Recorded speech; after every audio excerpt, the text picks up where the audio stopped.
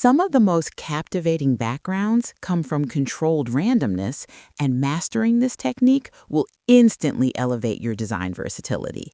How to create abstract repeating textures. Launch Photoshop and create a medium canvas like 1400 by 1400 pixels, then select the Brush tool and choose a textured brush preset. Begin painting scattered marks using varying sizes and opacity so the texture looks organic instead of uniform. Once the surface feels visually rich, go to Filter, Other, Offset, and shift the canvas halfway horizontally and vertically to reveal seam lines. Blend those seams using the clone stamp or healing brush until transitions disappear.